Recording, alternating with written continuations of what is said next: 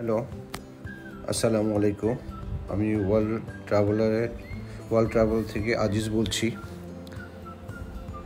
আমরা সিকিমে এসে পৌঁছেছি। আজকে আমাদের দ্বিতীয় দিন। আজকে আমরা ডে ট্যুরে বাইরে যাব। তো আমরা গাড়ি ভাড়া করেছি। আমাদের গাড়ি ভাড়া লেগেছে 1700 রুপি। তো আমি অ্যাকচুয়ালি নতুন ইউটিউবের যাত্রা শুরু করছি। আপনারা আমার প্রতি খেয়াল রাখবেন এবং দোয়া করবেন আমি যেন ভালো কন্টেন্ট দিতে পারি। আসলে কীভাবে করতে হয় আমি তেমন জানি না, তারপরে নতুনভাবে শিখছি। যাক, আমরা একটা স্পটে এসে পৌঁছেছি।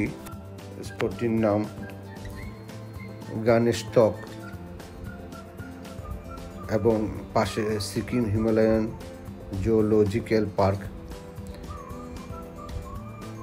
এখানে একদিকে চিড়িয়াখানা আছে, আর দিকে এখান থেকে ভিউ পয়েন্ট দেখা যায় গানেশটকের এখান থেকে। তো ভিউগুলো আসলে বেসিক্যালি খুবই সুন্দর। এখান থেকে ভিডিও এবং ছবি তোলা খুবই সুন্দর লাগে। এবং তারপর আমরা এখান থেকে ভূত বাংলো একটা জায়গা আছে, আমরা সেখানে গিয়েছি। স্পোকি হাউস বলে। এখান থেকে আমরা 100 রুপি দিয়ে টিকিট কেটে ভিতরে ঢুকতে হবে। অ্যাকচুয়ালি আমি ভিতরে ঢুকে নাই। আমার সম্বন্ধী, উনি FCS ডাক্তার, চিটাঙে ডাক্তারি করেন। আমার ছেলে এবং আমার মেয়ে ঢুকেছে। তারা আমাকে যেরকম বলেছে যে ভিতরে ভূত পেছন থেকে তাড়া করে এবং বিকট শব্দ, বেশ অন্ধকার ছিল, তার মধ্যে ঢুকে বেরিয়ে আসতে হবে। ভালোই ওদের কাছে খুবই ভয় লেগেছে, অ্যাডভেঞ্চার লেগেছে।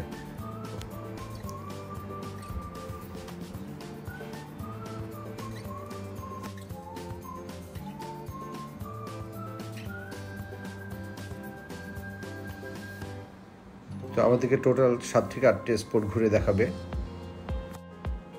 এখানে এই ভিউ পয়েন্টটি দেখতে খুবই সুন্দর। পুরো সিকিম শহর দেখা যায় এখান থেকে। আমরা আরেকটি ভিউ পয়েন্টে এসলাম।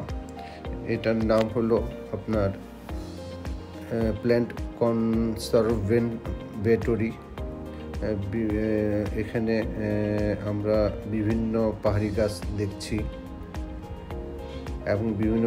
দেখছি এবং সাথে প্ল্যান্ট কনজারভেটরিতে ভিতরে যাচ্ছি। এখানে বিভিন্ন প্রজাতির অনেক সুন্দর সুন্দর ফুল গাছ রয়েছে। ইচ্ছা করলে গাছ কিনা যায়। টিকিট মূল্য 20 টাকা। ছবি তোলার নিষেধ নাই, তবে ফুল গাছে হাত দেওয়া যাবে না। আপনারা অবশ্যই এখানে আসবেন।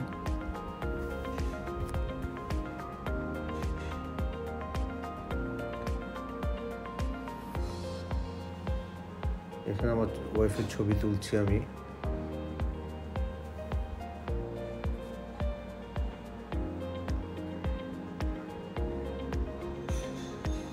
আসছি লাসা ফলস। এখানে সিঙ্গারা, জিলাপি, পাকুড়া অনেক কিছু পাওয়া যায়, সাথে চা।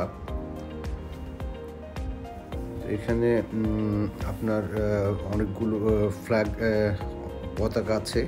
এই ফ্ল্যাগগুলো অনেক কাপড়ের ফ্ল্যাগ, যদিও দেখে খুবই ভালো লাগছে।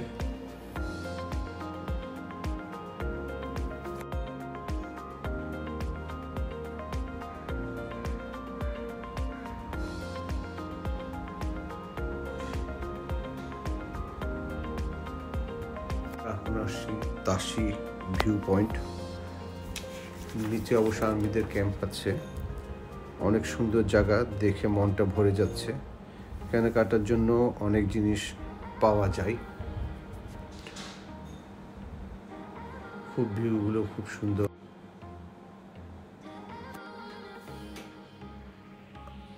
আমরা এখন আরেকটি ভিউ পয়েন্টে আসলাম। গঞ্জং মনস্তেরি মং যারা হয়, বুদ্ধিস্ট, তারা এই বিল্ডিংয়ে থেকে পড়াশোনা করে তাদের ধর্মের উপর। সুন্দর লাগছে পুরো গ্যাংটক শহরকে এখান থেকে। খুব ভালো ভিউ পাওয়া যায় এখান থেকে।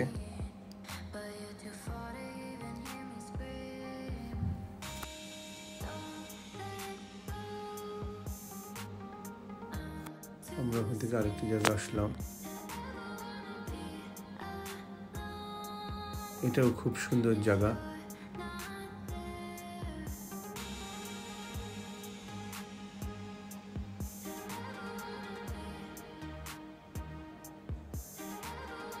বাগথানা ফলস, এখানেও এখানে খুবই সুন্দর লাগছে। অনেক উপরে থেকে পাহাড়ি ঝর্ণা নিচে এসে পড়ছে, যদিও পানি কম, তারপরে দেখতে অত্যন্ত ভালো লাগছে, মনোরম মুগ্ধকর পরিবেশ।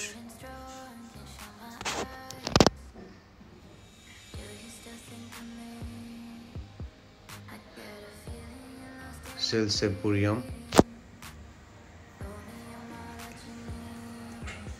এখানেও বিভিন্ন জায়গায় খুব সুন্দর সুন্দর জিনিস আছে, শোপিস, বিশেষ করে যারা ঘর সাজানোর জন্য বিভিন্ন ঘর সাজায় তারা বিভিন্ন ধরনের জিনিস কিনতে পাবেন এখান থেকে। তবে ইউরোপ আমেরিকার মতন এত এক্সপেন্সিভ না।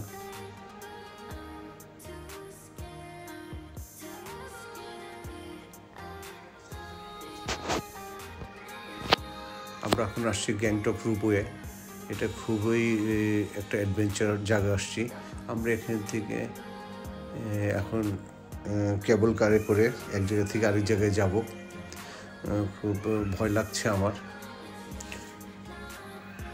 আমরা এখন টিকিট কেটে ভিতরে ঢুকেছি, আমি দোয়া পড়তেছি,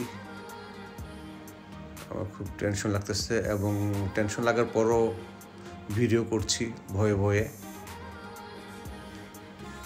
এত সুন্দর জায়গা, অসম্ভব সুন্দর, যা কল্পনা করা যায় না।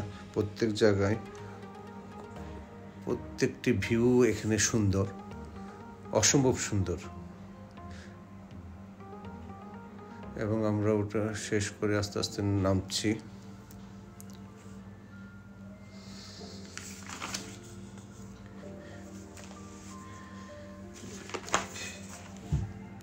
তো আসলে ঠান্ডা ছিল তখন, ঠান্ডার মধ্যে আমার মেয়ে আইসক্রিম খেয়েছে, আমরা খাইনি। যাই হোক, আমরা এমজি মার্গে এসে পৌঁছলাম। এমজি মার্গ গ্যাংটকের প্রাণকেন্দ্র, অন্যতম একটি দর্শনীয় স্থান। দেখতে পুরো, আমার কাছে লাগছে পুরো ইউরোপিয়ানদের মতন, ইউরোপিয়ান রাস্তার মতন। প্রত্যেকটা জায়গায় এরকম একটা না একটা গিয়ে থাকে, মানে দর্শনীয় স্থান। এটা রেড পান্ডা। তো দুই পাশে সুন্দর সুন্দর দোকান, বিভিন্ন দোকান, ফাস্টফুডের দোকান, খাওয়ার দোকান, মিষ্টির দোকান এবং ব্র্যান্ডের দোকান আছে। চারিদিকে ফুলে ফুলে সুসজ্জিত এবং বসার জন্য অত্যন্ত সুন্দর বেঞ্চ, দুই পাশে সুসজ্জিত দোকানপাট। চারিদিকে খুবই সুন্দর একটি পরিবেশ বান্ধব।